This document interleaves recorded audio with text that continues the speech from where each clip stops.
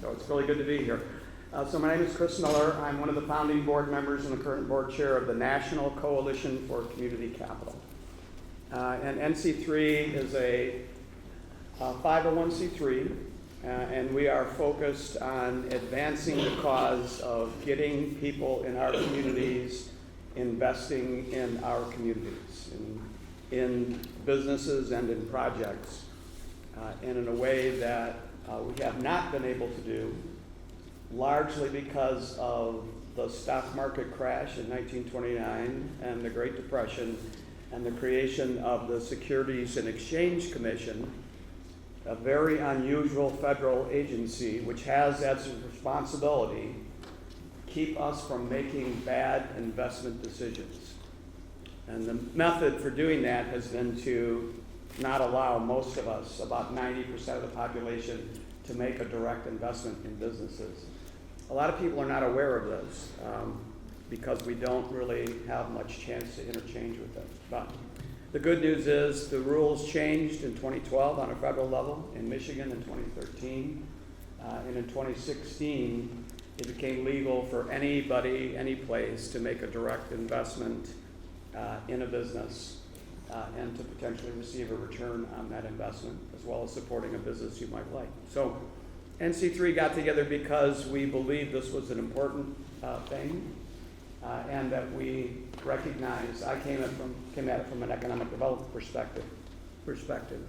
We realized if we were going to build vibrant local communities, if we were going to get small businesses expanding and growing and starting entrepreneurs, that we needed to find a way to get capital to them so that they could get properly capitalized and be successful and have an impact in their business and employ people and pay taxes, all the things that all of you do by virtue of the fact you work at businesses in the community. So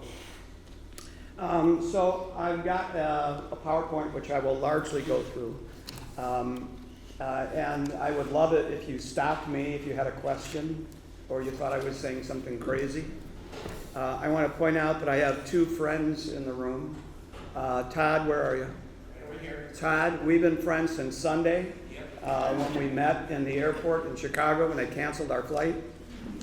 And Melissa, we've been friends since 2021 when we were both fellows at Michigan State University's EDA Center.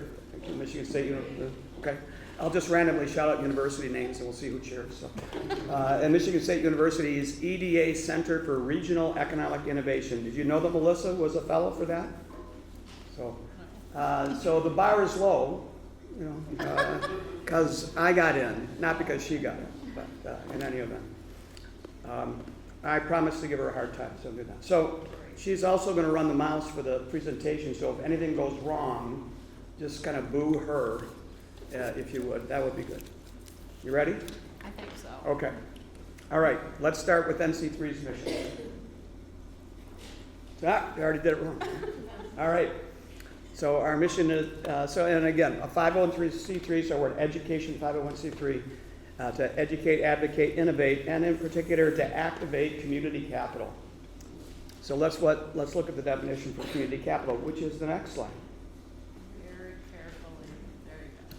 So this is what we call community capital. Capital sourced from a broad cross-section of the community and invested in the community. So that means the regular people in our community would be engaged in investment in businesses and projects in the community. Next up, let's get some touch points. Okay, all right, great. All right.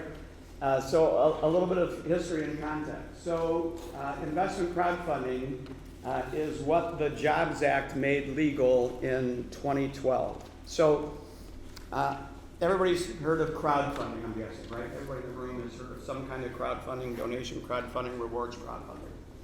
So what a lot of people don't realize, but which was the fact, was that until the Jobs Act was passed in 2012, 90% of the population, roughly, in any given year, were called non-accredited investors. And non-accredited investors were prohibited from making direct investments in businesses unless it was a friends and family, in which case you were permitted to do so. But the reality is, for 90% of us, we never had a legal opportunity to make an investment in a business.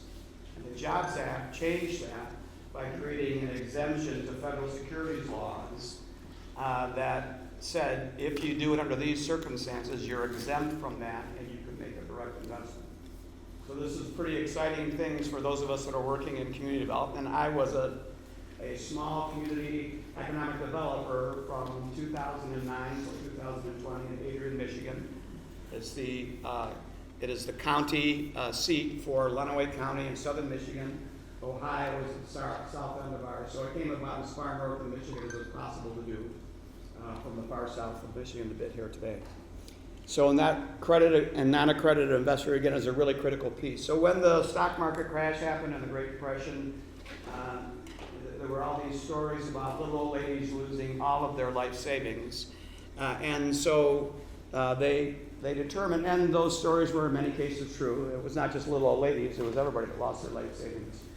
And so there was a determination made that we need to protect people so that doesn't happen again. And that's when the Securities and Exchange Commission was created. And their task was to make sure that people didn't make bad investment decisions. And what they did in order to do that was say, well, rich people clearly know how to make investments because they're rich. And therefore, we're going to divide the country in two, not numerically, but we're going to make it possible for rich people to continue to make direct investments. And for anybody who's not wealthy, you're going to have to use an intermediary to make investment decisions for you. And that kind of weird, perverse structure continues until today, where 90% of us are non-accredited investors, and we have significant limitations on what we can invest, even under some of the exemptions that have happened and have moved forward. And so that is the environment where we, as business people and community people, where we are. Today, we don't often hear the language non-accredited investor because it's so mean, right? Non-accredited investor. So when you hear politicians talking about it, they refer to retail investors. So when you hear a politician talking about retail investors, that's again 90% of us who are non-accredited investors. And right now there is a piece of legislation that has been languishing in Washington for several years. It's called the Jobs Act 4.0. And the purpose of the Job Act 4.0 is to increase the number of retail investors. So they're recognizing that there's a good thing to get regular folks investing, and we need to do that. So next item is direct public offering. Prior to the Jobs Act, the direct public offering was one of only a couple of ways for non-accredited investors to make investments in projects. There were very few DPOs that have been done, but you've all heard of IPOs, right? An initial public offering, all the big companies go through them. Direct public offerings is another tool that can be used. It's got some interesting challenges, but it was a bit of a precursor to the work we're doing right now. Debt and equity. So two broad types of investment. A debt investment where the lender is lending us money, and an equity where there is an ownership position. Under investment crowdfunding, you can do a debt raise or you can do an equity raise. And you can also use, there's some interesting amalgamations of the two where you sort of have an equity position and sort of have a debt position. Those are largely, ultimately, debt positions under the law, but they're important, especially in the retail world. One of my favorite structure for these kinds of projects is called a revenue share model. And in a revenue share model, investors lend money to the business, and then they get paid back proportionally to the amount of money they've invested and depending upon revenue that the business is investing. So it's kind of a cool situation where when you have seasonal businesses, for example, and business is really great during the summer and really slow during the winter. In a revenue share model, you can scale your payments dependent upon the amount of revenue. So unlike a fixed debt repayment, which is what we normally expect from banks and credit unions and other entities that are loaning us money, a revenue share model gives really nice flexibility to businesses. So it's an important piece of what we do. A community investment fund. So we love investment crowdfunding, and some quick statistics. So federal investment crowdfunding, the Jobs Act, was actually enacted in 2016. So a law was passed in 2012. The Securities and Exchange Commission took 4 years to write the rules. They were not in a hurry. They were not in a hurry because they knew this was surrendering some of their ability to control our investment making decisions. But it took them 4 years.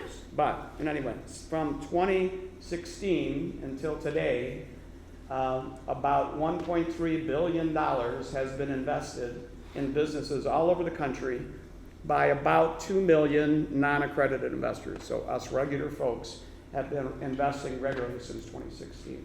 And Michigan has had a number of businesses that have been funded as investments by members of the community.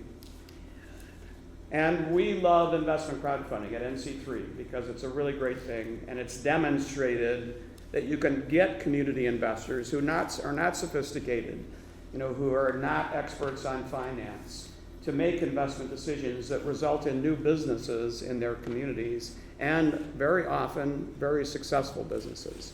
So we really love it. But we also recognize that it's unlikely that we're going to get the vast majority of the population, because we want this kind of investing to be ubiquitous, for it to be everywhere. Part of the makeup of every community would be community members would be investing in community businesses and community real estate and community projects, and would get returns on those investments. So because that requires, to some level, you to do due diligence and understand the terms of the offer, the risks that are involved, et cetera, we believe that community investment funds need to be established in every community in the country, so that instead of investing in a specific project, you would pool your resources together with everybody else in the community, and that fund, which would be in your community, controlled by your community, would make decisions within your community, would then reinvest that money into the community. So the function that local banks had, when we used to have local banks, with apologies to the bankers in the room, that just is tough in today's environment. We don't have many local banks that are headquartered in our communities, and oftentimes the decisions made about what's invested in our community, what's built in our community, what the retail looks like in our community is made by somebody who's looking at a spreadsheet in another state. And they don't love your community. They love when they can make money from your community. Right? So we're really advocates of community investment funds, and in fact we have a formal proposal at the Securities and Exchange Commission to create what we call the 21st Century Community Investment Fund. And it would do all of the things a community investment fund should do. It should help community members build wealth. It should give them an opportunity to invest in our own communities. It should build local and strengthen local economies. It should recirculate capital. So we have that in front of the SEC. We are not expecting them to do anything with it, because right now the SEC is firmly planted in the 20th century and looking backwards. They are not being very creative. There isn't great forward-thinking leadership at the SEC right now. So we're also working legislatively to create something like that as well. In the meantime, we are looking at using a real estate fund, right at the bottom, to create a fund. And in fact, we have a workaround fund. I've got a flyer about it today, and I'll talk a little bit about it today. But it's called a Diversified Community Investment Fund. And this fund is a real estate fund, but which also allows investing into small businesses. And we'll talk a little bit more about the details later. We're piloting those funds in several locations across the country. Let's go to the next slide, please. Young lady, wake up. Come on. Okay, good. Are you going to help me? There we go. We're a 501c3. We're an education 501c3, and we have a particular philosophy about what community capital is and what it should do. And it boils down to those 4 principles. So number 1, community capital is inclusive. That is, everybody and anybody has an opportunity to engage and invest. 2, it's fair and equitable. We hear lots of that language these days, politically and otherwise. We think that's critically important. 3, it empowers and serves all stakeholders. So you might be familiar with what's called shareholder primacy. This is a tenet of capitalism, sort of a perverse twist on capitalism, which has said that the reason that corporations exist is so the shareholders in that corporation maximize their profit. So corporations are about maximizing profit for the benefit of the small number of shareholders who've invested in that. We think it's about stakeholders. It's about everybody. We are all stakeholders in every business in our community because it has an impact. And so community capital empowers and serves all stakeholders, including the planet, the place that we get the resources to. And for community capital, facilitate shared prosperity. We think the wealth gap that exists today, where 3% of the people control 70% of the economy, is not sustainable and not smart. And we're seeing that, unfortunately, evident across communities across the country. It's not smart, it's not sustainable, it's divisive. And so we're very anxious to move away from it. Next slide. This is one of my favorite quotes. Community wealth building is about developing assets in such a way that the wealth stays local, keeping families and communities in control of their own economic destiny. So wealth building is a core value for us at NC3, and we want to make sure that as we transition to a different type of capital access and investment, that everyone in the community has an opportunity to build wealth. And that's challenging in today's environment because the structures are not built for us non-accredited investors, us non-wealthy folks, to make money. If you're wealthy, there's all kinds of great stuff that's there for you, including higher return rates, tax credits, all kinds of things. If you're not wealthy, if you're not in that 90% of the population, not so much. You're in a position where you really have to fend for yourself. And so the challenge has been, so how do we build systems that allow community wealth building, allow communities to get wealthy?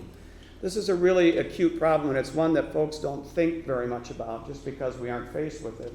You know, we've evolved to this place where how our businesses grow and the businesses that come into our community sort of, it just happens. And it's not organic in a good way. It's orchestrated in a way that is not so beneficial for our communities. And we want to get back to a place where it's organic within our communities and where we're building our old wealth and maintaining our own wealth. So wealth building is all about the recirculation of capital. That's how wealth gets built in communities.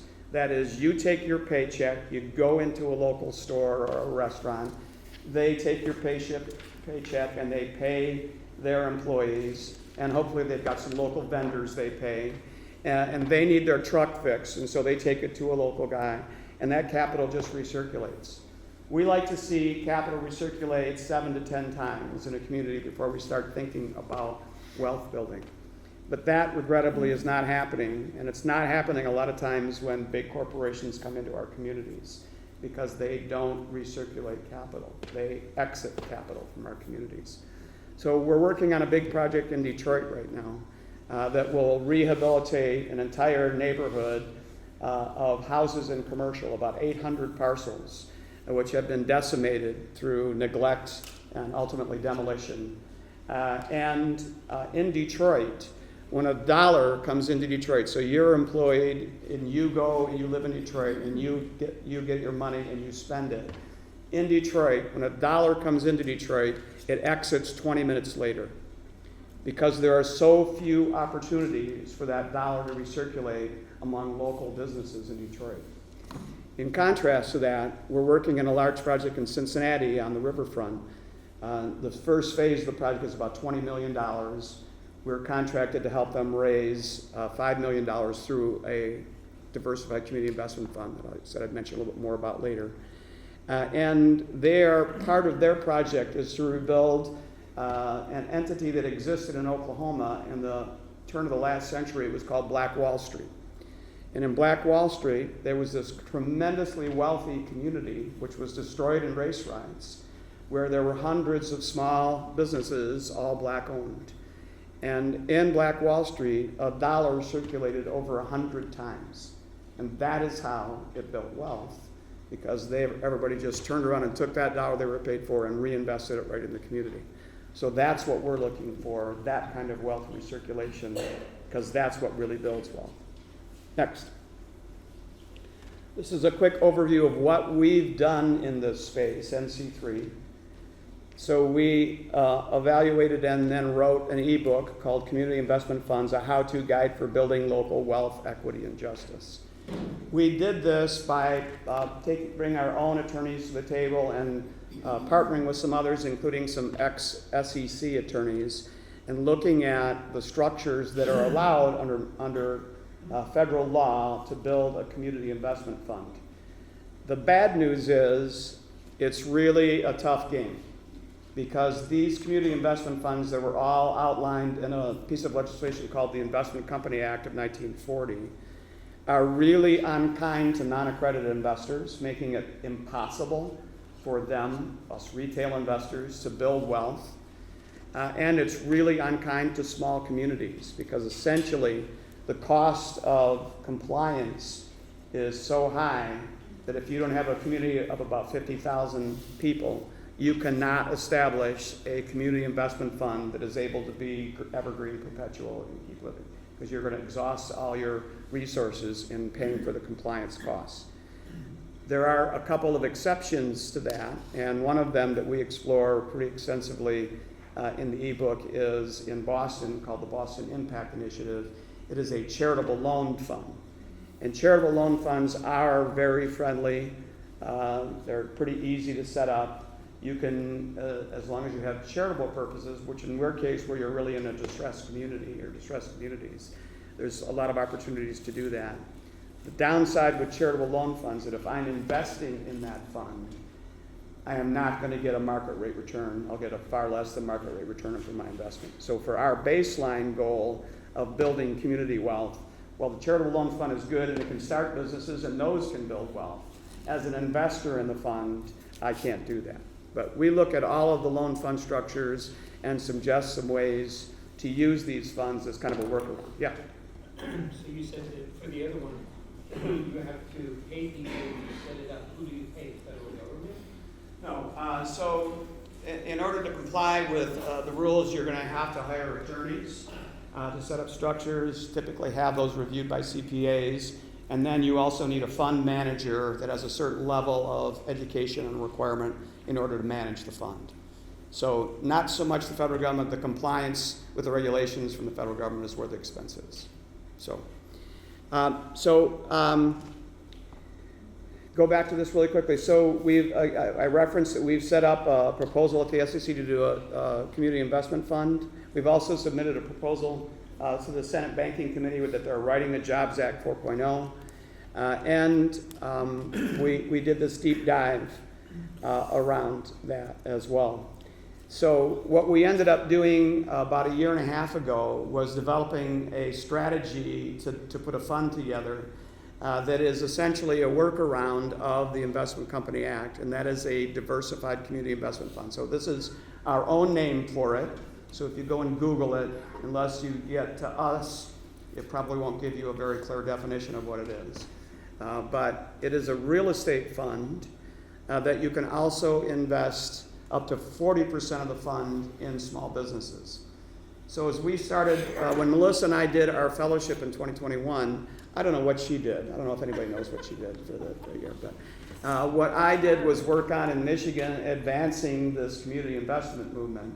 And I talked to over 100 communities across the state that had done a public spaces, community places campaign in their community. Who in here knows what that is, public spaces, community places? Excellent. I love it when nobody raises their hand because I can just make up whatever I want to say. We passed an investment we passed an investment law, crowdfunding law in Michigan in 2013. That was actually a project that I did that mirrored the Jobs Act on a federal level, except it was a state-based exemption. So we actually got to start investment crowdfunding in Michigan using our law in 2014. We didn't have to wait till 2016 till the feds did it.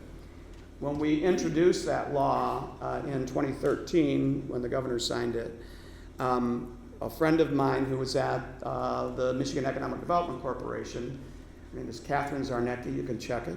She was Senior Vice President for Community Development, and she loved this idea of community members investing in businesses in their community.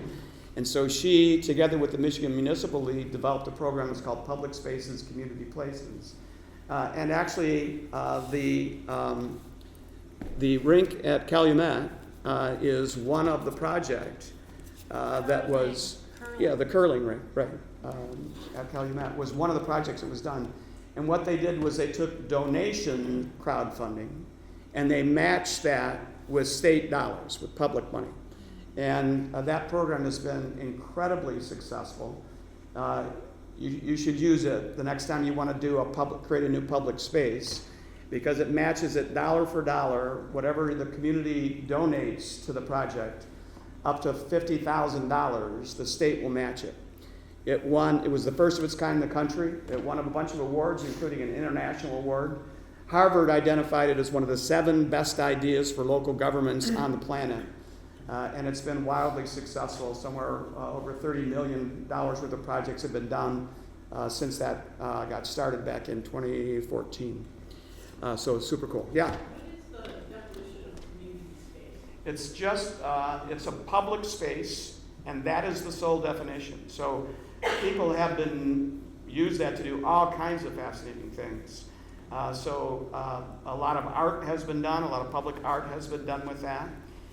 In my community, we did a pocket park alongside a Rails to Trails project. We did a public space in a nonprofit theater that's in the community. We created a new public space in that. And we also did a commercial kitchen in a business incubator. We built a commercial kitchen and we used that program to match that money. So it's really, if you can dream it, you can get it done. It is like the easiest grant money you'll ever get. And I encourage you to use it. It's really, really a great program. So anyway, next slide. So when Melissa and I did our fellowships, I had this project to advance community capital in the state. And I talked to all these communities that had done these really great projects about turning those investors from donors into actual investors with a return on their investment. So they donated money for the public spaces campaigns. How about if we say, let's build a business and you can invest in a business and then you also have a chance to get a financial return on your investment. And what I learned, I didn't do a very good job at advancing community capital, but I learned something really important. And that was, we were asking somebody, a whole bunch of somebodies, to do something they had never done before. The community had never done, businesses hadn't done, certainly no institutions had done, EDOs hadn't done, et cetera. And so we needed to do more than come in and talk about it and get people excited. We needed to also follow that up with really concrete support. The human services communities do this. They call them wraparound projects or no wrong door projects. As long as you end up in somebody's office, you get all the resources you need. So we called this a community capital accelerator. And about 2 years ago, we launched community capital accelerators. And what we do is we identify communities that agree with the 4 principles we looked at. And then we contract with them to help them move a project forward in the community that the community has an opportunity to invest in and get a financial return on investment and get something really important that they want done in the community. We added then, so we bring the legal help to the table, we bring the technical help to the table, and we bring the training help to the table. So we can help you go through the whole process. Otherwise, you're on your own. And what's typically happened is once you're on your own, you reach out to a local attorney, and you start talking to them about, we're going to have everybody have a chance to invest in this. And if your attorney is neither a securities attorney or a traditionally changed securities attorney, they go, no, you can't do that. That's crazy. You want to go to jail or get fined? That's the answer you get. And we got it hundreds of times from 2013 until today from attorneys that just don't know and are not particularly interested in worrying about hundreds of people being investors when they can work on projects where there are 3 investors. So, it's a big paradigm shift, and it's challenging. So we now do that. So we added the Diversified Community Investment Fund to that, and now we're working in communities all across the country, several here in Michigan, where we are working with the community to either get a project done that's invested by the community or set up a fund, and we will bring the help to the table. Our preference is to work with local providers. So one of the things that we ask is, do you have an attorney, maybe not a securities attorney, or maybe not an attorney who is necessarily an expert in securities laws in some way. But if you have an attorney who is aligned with the values of the community, loves the community, volunteers, supports it, that kind of thing, and is willing to learn, then we often will partner with attorneys like that. We're working on a project in Petoskey that's exactly that right now. We're looking at 24 units of workforce housing with a group there, and they have found a local attorney who is now listening to our attorney and learning about this structures that they can legally have everybody in the community investing in. The three things you help with are legal, technical, And training. and training. Legal, technical, and training, right. In any event, so if there are local providers, we want you to use them because we are about local. That's what we want to happen when we want to build and strengthen local. But if there isn't someone, then we can bring somebody into the table that will do that kind of stuff. So that's essentially what the accelerator is and what it's doing. Next. Did you find it? There we go. Is that it? Okay.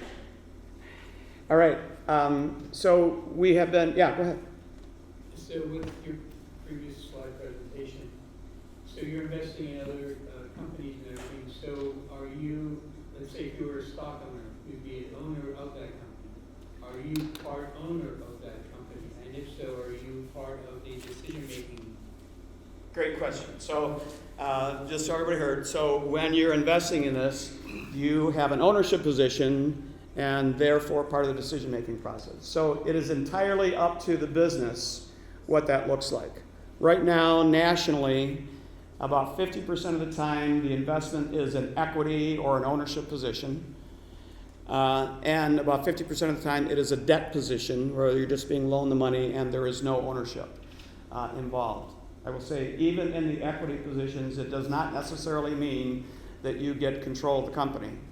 But you may have some influence or vote for representatives who sit on a board or those kinds of things. So it's really up to the project. One of the beauties of this from a business perspective is unlike when you go to the bank, and again, apologies to the traditional capital source folks in the room, that you can identify what works for you in your business model. So if it's a revenue share, then it's a revenue share. If it's a 7-year term, it's a 7-year term. So you can identify that, and then you persuade the investors in the community that this is a good way to do it. So what we're seeing, again, is 50% of the time that's an equity position, 50% of the time it's a debt position. We're typically seeing 5 to 7 year terms quite often in terms of the length of the repayment period. And we're typically seeing in the small business community better than market rate returns offered by the businesses. So a quick story about 2 businesses I was involved in. One is, they were both here in Michigan. One is in Tecumseh, Michigan, which is a small community, second largest community in my county, about 9,000 people there. And a young guy came from California, went to the business school at Michigan, got his degree, really wanted to work in the brewing industry, was working in Ann Arbor at a place. Another guy from my community grew up in an entrepreneurial family, loved beer, and became a brewmaster. He was also working at this place. These guys met each other over a beer one night at the bar, right, having a conversation. And they decided they were going to form a company and start a microbrewery business. They went and raised money from friends and family and bought a building in downtown Tecumseh. And this was in 2012. And they started going to banks to see about getting money to build out the restaurant, to get the brewing equipment, that kind of thing. They needed about $300,000. Even though they own the building free and clear, no banks, it's the Great Recession, right? No banks, they're not getting anything. And at this point in time, we've got this idea of introducing a state-based law. And I very naively tell them, hey, we're going to introduce this bill, and you could be the first business in the state to raise money using its investment crowdfunding.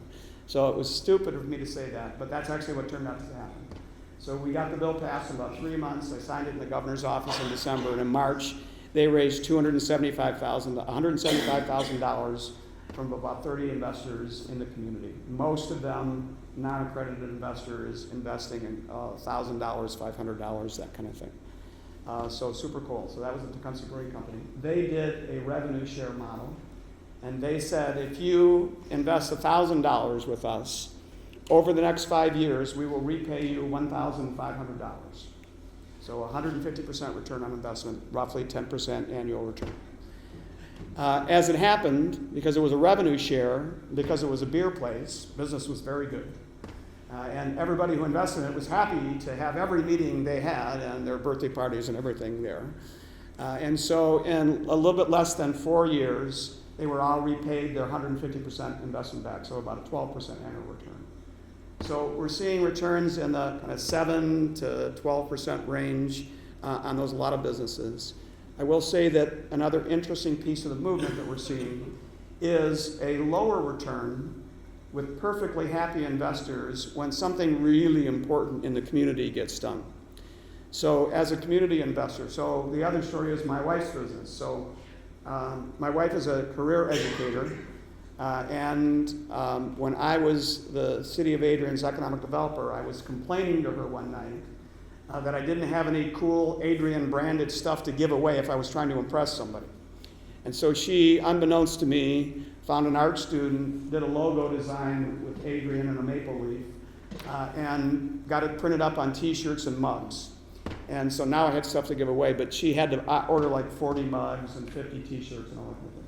So she went around to a couple of stores in the downtown that had gift stuff and said, would you sell this for me, or let me put it up here, and then if I sell it, you can get part of it and I can get part of it. And that happened. And within about 6 months, she was working in the store, and within about a year, she was a co-owner of the store. And when they were, the store was called SAS because both of the women that worked there gave plenty of that out. And it was doing really cool stuff. It was like the cool place to go in downtown, especially when there was an event, because they would have wine and cheese and that kind of thing. So they started hosting home-based businesses whenever there was an event downtown. And one of her colleagues, because she was actually still working full-time at Siena Heights University in Adrian at that point in time, one of her colleagues had started a candy-making business using cottage industry law. So you make it at home, you can take it, you have to be there when you sell it, right? You guys know that. So she invited them to come down and have the brick-and-mortar experience in downtown during an event. And it went really well. And so they did it like all summer long. We were doing First Fridays and a few other things. And they did it, and they did really well. They sold a lot of candy, everybody was happy. And Joyce casually mentioned to them, you know, I've always wanted to do a cafe. Would you guys be interested in partnering together if we did that? And they went, oh, yeah, that sounds fantastic. And she came home and told me this, and it was a little surprising to me, because I'd been married to one for 19 years. She never mentioned a cafe. She didn't cook. I did all the cooking, but she had this dream. And so we ended up buying a building in downtown and remodeling most of it ourselves, like Melissa's husband does. Did I get in that plug where you wanted it? Okay, awesome, good. This is a chamber meeting after all, right? So because I'm me, they had to do an investment crowdfunding campaign. And so their offer was 160% return on investment over 6 years. And I am the major investor in it, so I get the biggest check every quarter back from them. It's a revenue share model. And I've watched that same building of community, but to the point I started to make, when the first check started going out, some of the investors came in and said, what's this? We said, well, that's repayment. You loaned us money, and that's your repayment. And they said, I didn't really think you were going to pay me back for this. I just wanted you to get that restaurant done. And so that's, if it's a community project that community people are excited about, the return, the financial return, is secondary in importance for many of them to getting something really cool done in the community. And that's a perfect example of what it can mean in your community. Okay.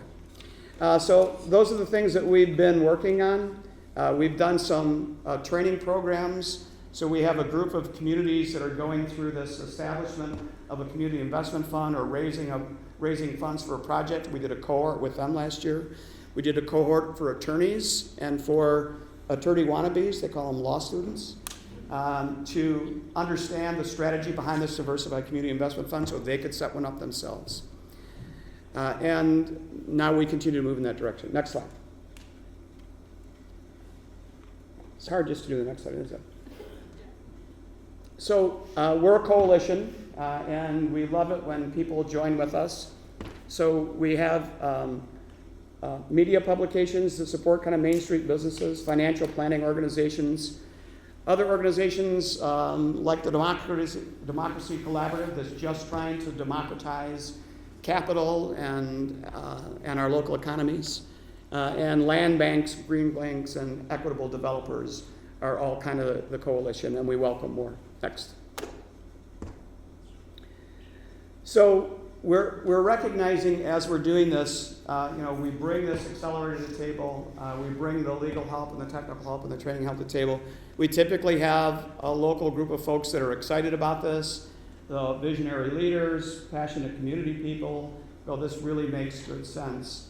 And so we're working on that side of the table, but on the investor side of the table, it's challenging because, again, we're talking about something you haven't ever done and your parents didn't do and your grandparents ever do. So one of the things that we looked at was how can we incentivize regular folks to make it attractive for them to make this investment. Because again, most people haven't invested $500 or $1,000 in a local business, and local businesses are risky, right? One of the things we're finding, quick aside, is that when the community is funding those businesses, the failure rates are a lot lower. Like restaurants are typically 80% of fail within 5 years. It's about 30% so far with investment crowdfunding. And it's not surprising. If you have a whole bunch of community people that are excited about it and invested in it, they own it in a real way, and they're going to support it. And so it's a cool piece. In any event, in Canada, they have a much better system of setting up pooled investment vehicles, community investment funds. And so I stole the idea from what they did in Nova Scotia.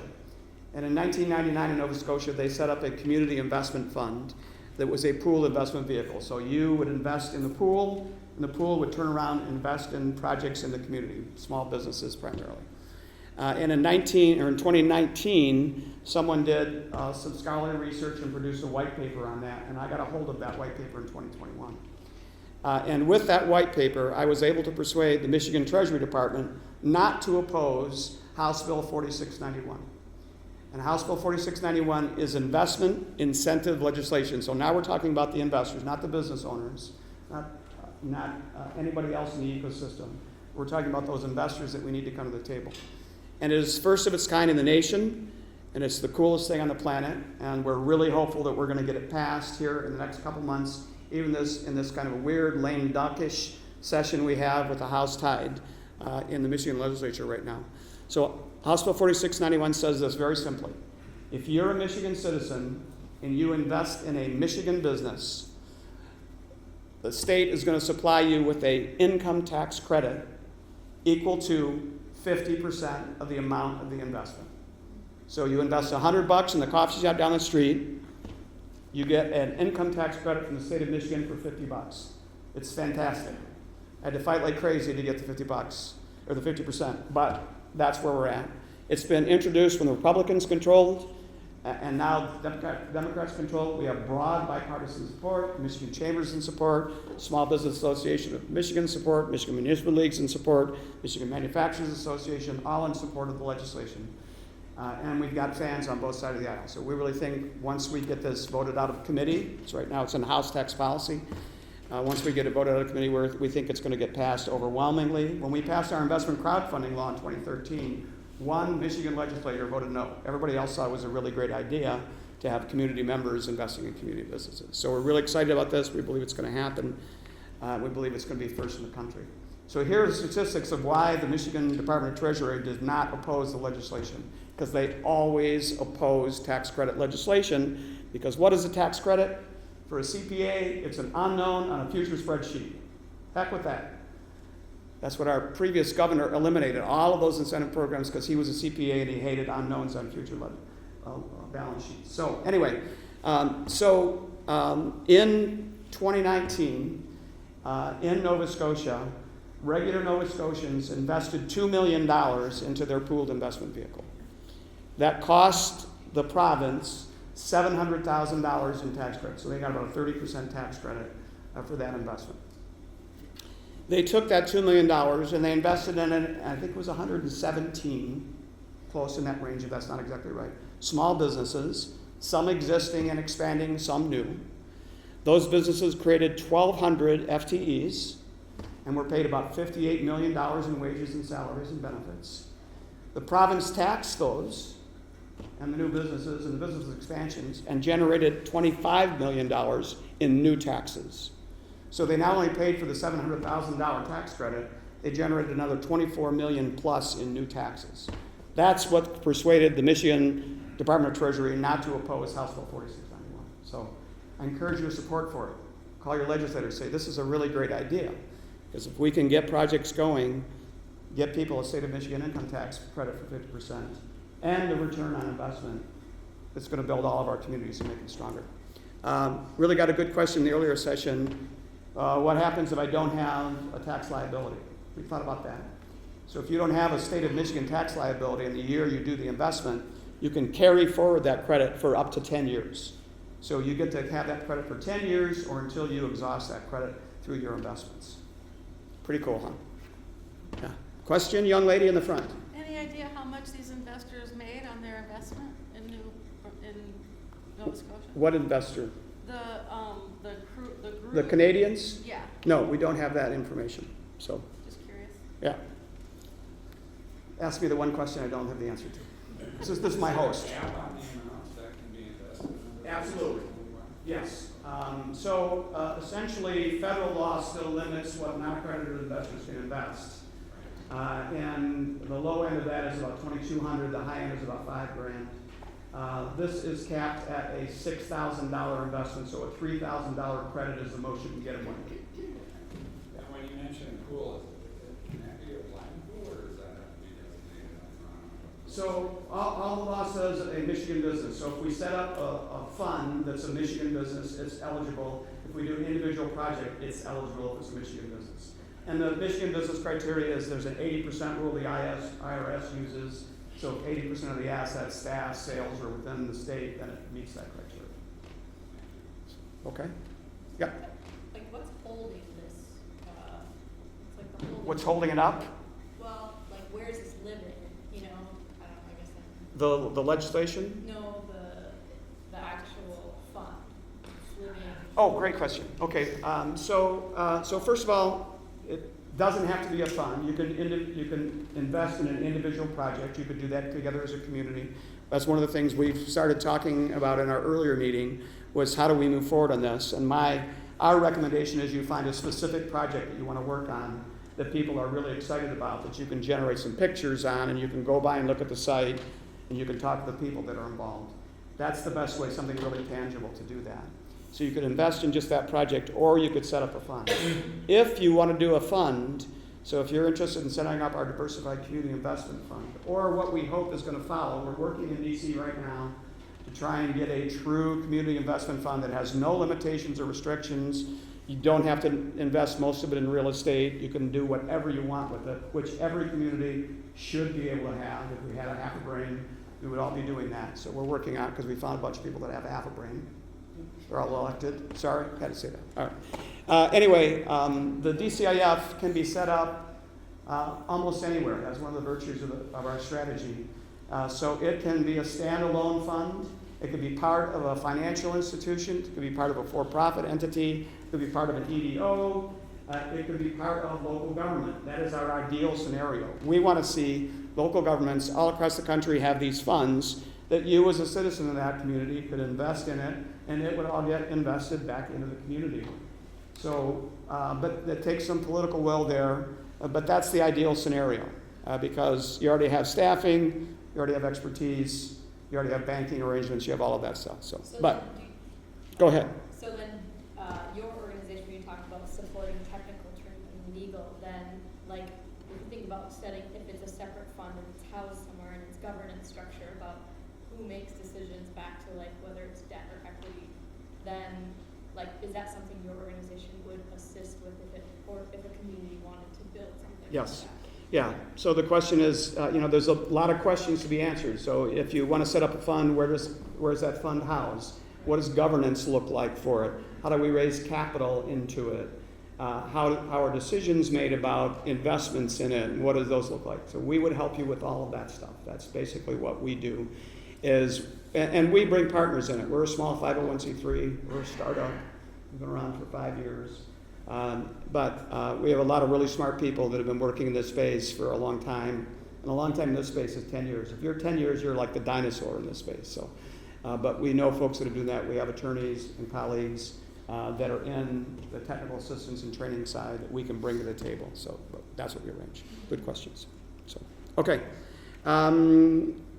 So we're also looking at, again, a federal community investment fund structure. Hopefully that's where we land, because we don't, it's a workaround what we have. This DCIF is a workaround, which means that it compromises some things that we just do not compromise. Right now it's the best thing out there because a lot of communities figured out rather suddenly we need housing. So it's pretty easy to spend 60% of the fund in real estate. But if that's not really what the community wants or needs, we want to have a fund set up that is exactly what the community wants or needs. So we're doing that. And then the other thing we're looking at, is expanding the definition. So the SEC is actually looking at this right now. There's a very slight possibility they're going to move in a very incremental way in the right direction, which is expand the definition of accredited investors. So what we proposed is that we're all accredited investors. Let's just make everybody an accredited investor. But let us put a cap of how much we can invest in an individual project on that to protect those investors who haven't made any of those investment decisions. So what we've typically bandied around is, like, you can't invest more than 10% of your income into a project, which may be palatable or may not be palatable on a federal level. At the SEC, it's not palatable. They're not going to do anything like that. On the legislative side, there's more interest in doing that, but it's a heavy lift. So one of the things we've been doing is gathering political support, finding allies who do have political muscle and can go to DC and arm wrestle for a year to get legislation done. But we are going to keep working on that. Next. So we're working on additional cohorts for the accelerator programs, and we're looking for new communities that want to do accelerators. We're going to continue our legal and education, continuing to grow our coalition, and continuing policy work. And the new piece on the slide is a really exciting announcement that was made yesterday in Washington, D.C. So during COVID, a bunch of agencies in the government were given CARES Act money, and they were given CARES Act money to really address the most distressed communities. And the EDA, Economic Development Administration, got some money, and they partnered with the International Economic Development Council, the IEDC, and they created a fellowship program. So it's not AmeriCorps, and it's not the Peace Corps, it's the Economic Recovery Corps. And they created 65 fully funded fellowships for the next 2.5 years.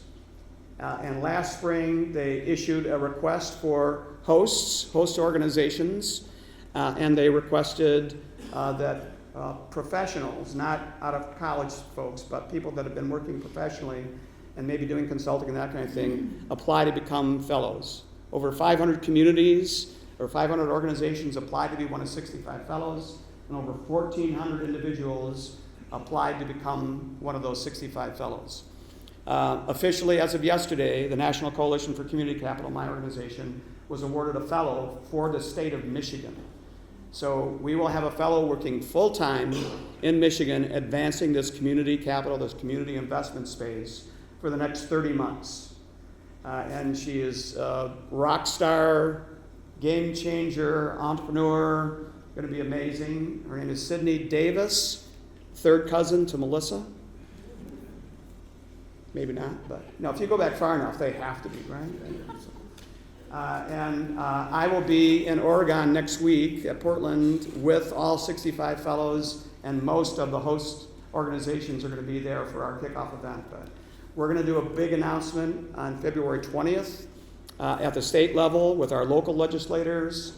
We'd love to have a legislator from the area who might want to be there, because we're also going to talk about House Bill 4691. We're going to give some energy to moving that forward around this fellowship. But Sydney is tasked with working exclusively for those challenged communities. So she's going to be working on materials and curriculum, but ultimately will also be going out with us to communities to work with them, bring the resources to the table so we can get community capital accelerated in the state of Michigan. Okay, that's the last slide except for the thank you slide, which has my picture, which you already know, and that's our executive director, Catherine Gilman, actually just joined us about 2 months ago. So I'd be happy to respond to any questions I didn't get before. If you want to give me a standing ovation, this would be the time to do that. No, don't do it.